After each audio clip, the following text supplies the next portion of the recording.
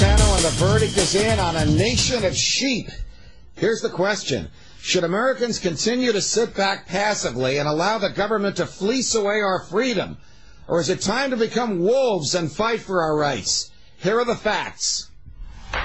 Freedom of speech is a God-given right absolutely protected by the United States Constitution in the First Amendment.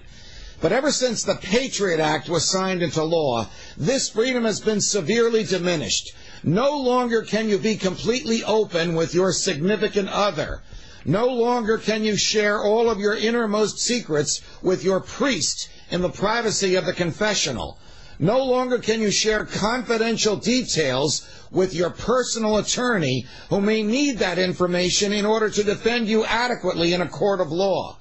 For the first time in 230 years, a law exists that prevents Americans from exercising these most basic rights. Violate this law, and under the Patriot Act, you could find yourself spending up to 5 years behind bars. What is it exactly that you're not allowed to share? If the FBI shows up on your doorstep tomorrow with a self-written search warrant to seize personal items from your home, legally you are not allowed to tell anyone about that warrant. Even though the Constitution says only judges can issue search warrants, the Patriot Act lets federal agents write their own.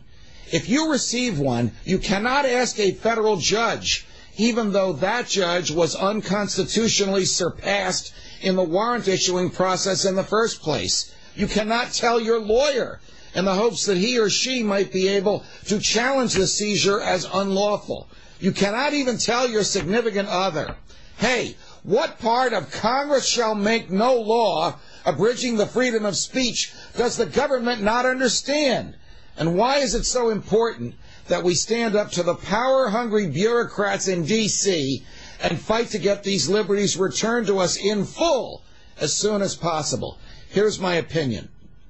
The Constitution was written to keep the government in check, to prevent it from taking away too much of our freedoms.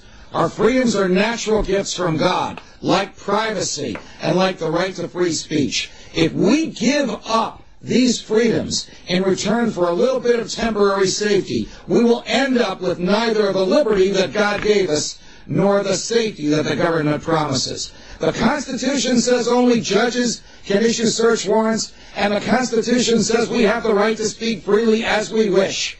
Congress cannot change that.